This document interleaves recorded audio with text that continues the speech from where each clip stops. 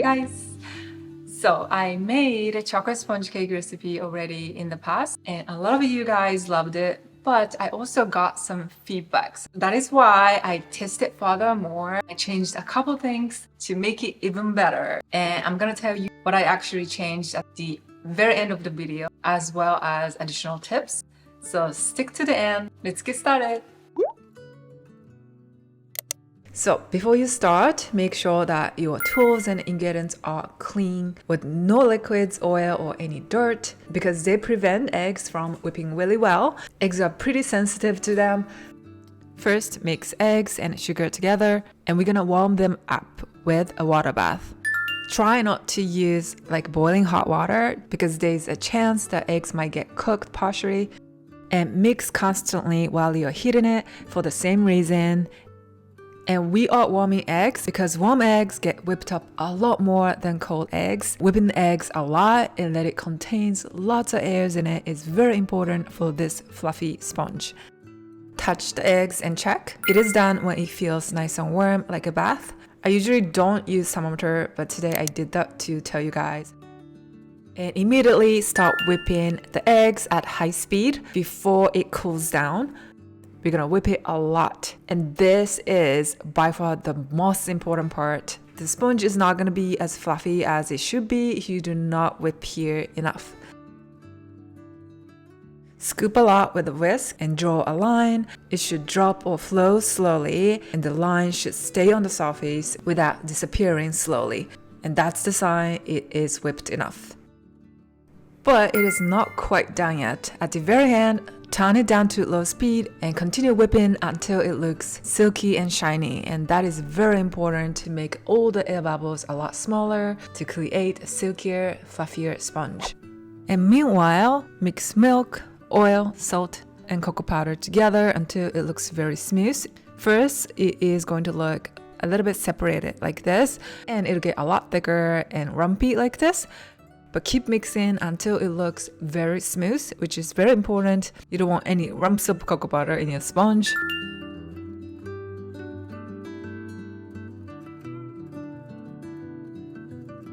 And usually while I am mixing the batter at low speed, I also sift flours. But if this is your first time making it, or if you feel nervous, I highly recommend finishing all the preparations at the very beginning before you even start warming eggs. You'll feel much prepared that way. Now, going back to the whipped eggs, look how shinier it looks. That means all the air bubbles are much smaller now. And again, check by drawing a line. It should flow slowly and stays on the surface very clearly. And once the eggs are whipped enough and it's at the best conditions, we want to put in the oven as fast as possible. That is why I'm trying to fold all the ingredients as fast as possible and pour into a pan and bake fast. So here I'm showing everything without cutting the footage so that you can see how much it took for me to do so. Oftentimes, flour is hiding on the bottom, so flip well and check. And once you don't see any flour, add the cocoa powder liquids. Try to drop it everywhere instead of dropping at one spot so that you can fold a little bit easier. Especially after cocoa powder goes in, air bubbles disappear quicker. So I want you to keep in mind to move fast. And if you're not confident about folding, I made a video in the past about how to fold. Definitely check that out. It'll change your game so much. And clean your spatula and bowl on the way before it's completely blended. For chocolate sponge cake, stop folding as soon as everything is blended evenly. Even if you whip well, if you overmix, too much bubble will disappear and the sponge is not going to rise a lot. And just like the flour, oftentimes the cocoa powder liquids are hiding on the bottom, so flip the bottom well and check.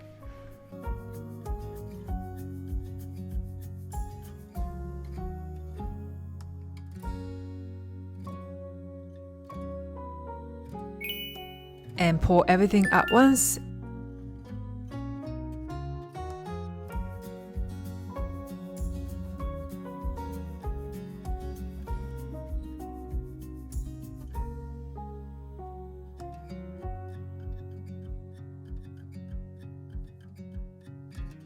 and remove some big air bubbles by swirling it with toothpick or something similar. And toss the pins sometimes for the same reason. And bake it right away.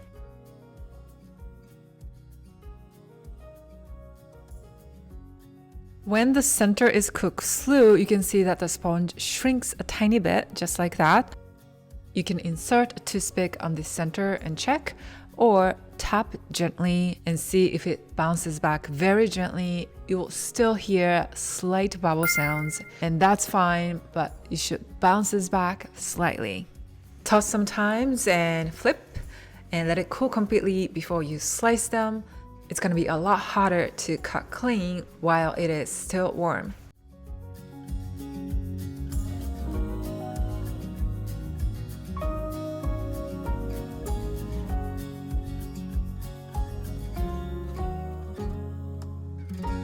Just like other sponges, the texture feels slightly firmer when it's completely chilled. And apply some cake syrup when you want to make it extra moist, especially when you want to store it for a longer time.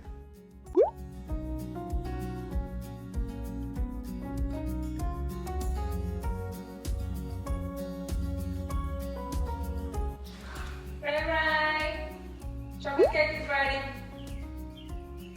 So yummy. Woohoo!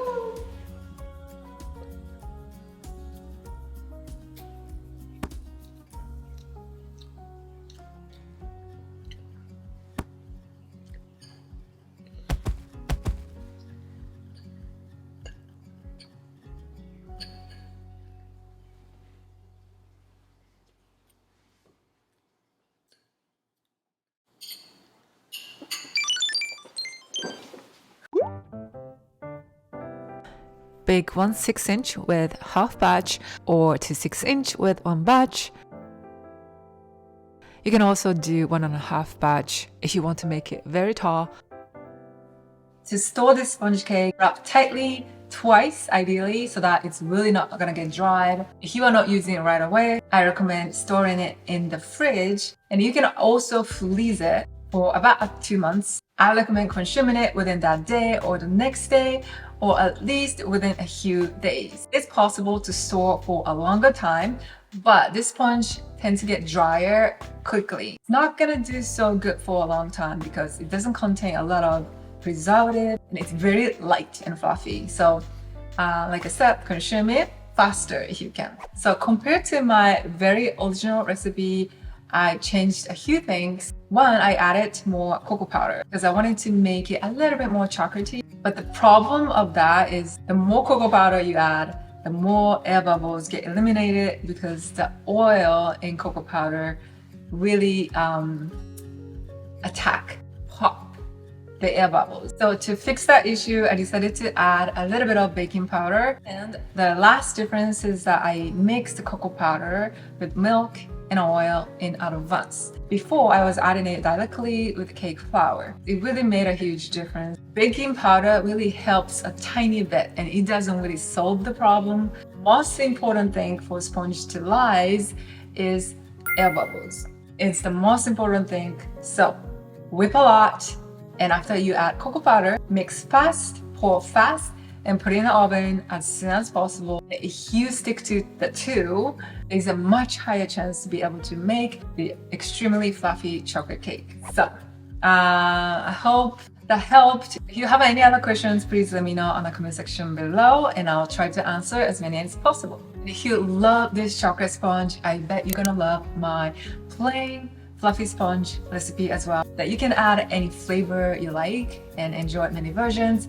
So if you haven't checked it out yet, please do. That's it for today. Thank you so much for watching. Enjoy pastry living, and I'll see you next week. Bye bye.